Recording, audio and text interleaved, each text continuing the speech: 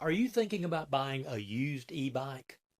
It can save you a lot of money, but if you're not careful, you can end up buying a headache instead of getting a bargain. On this episode of Golden Gears, I'm going to give you a few quick tips to help you find that bargain and avoid some of the common mistakes of buying a used e-bike.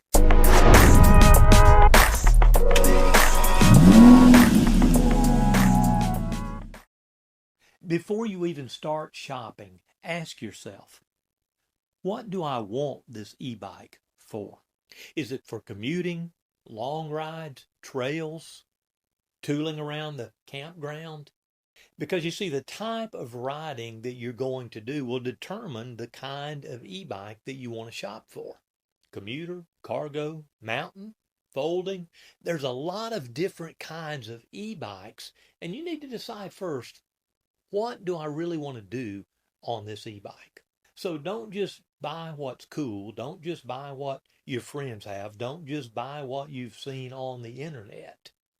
Find out first, what are you going to use it for, and buy the bike that will best suit your needs. Then research brands and models. Just like anything else, there's a lot of different brands out there. Some of them are really good. Some of them are obscure and not quite the quality as others. Look for those brands that are known for good customer service and parts availability. Whether it's a new e-bike or a used e-bike, there's going to come a time when you need customer service and you're going to need some parts to replace or add on to the e-bike that you've purchased.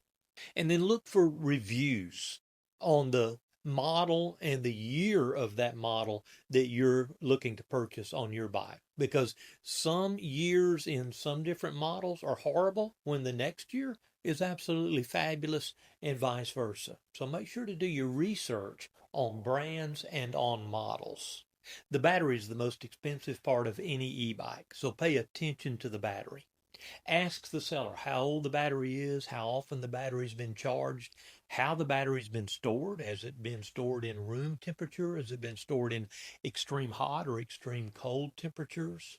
On most e-bikes, you can look at the control panel and you can toggle through and it'll show you the amperage on that e-bike at a full charge. Find out with your particular brand and model what a full battery storage amps should be. If it's 56.4, make sure you got 56.4 on there in a full charge. Because if you don't, there's a good chance that battery's life is diminished since it was bought. If that is less than 80% of what that battery would have been when it was new, go ahead and run, because there's a lot more e-bikes you can find that have a much more healthy battery. And if it's possible, do a test ride. Ride it around for a little while and see how quickly the amperage diminishes on the battery. Don't just go by the little bars. Toggle through the control panel and look at the actual amperage and see how quickly it's going down. Because this is a very crucial part of purchasing any kind of e-bike, particularly a used e-bike. Second of importance to the battery is the motor on the e-bike. Listen for any strange noises you might hear coming out of that motor. More than just a gentle hum, there may be some concerns about the motor on that thing. Check to make sure the pedal assist and the throttle, if it has one, work smoothly and aren't jumpy or inconsistent. Because replacement motors can be pricey, and if the motor is not in good repair, that's a deal breaker on buying a used e-bike. Make sure the electronics are in good working order. I mean, it is an e-bike after all, and the electronics are very important on an e-bike. Make sure the display on the control panel, the lights, or any other electrical parts all are in working order on the e-bike. When purchasing a used e-bike, you can't overlook the basic bike parts.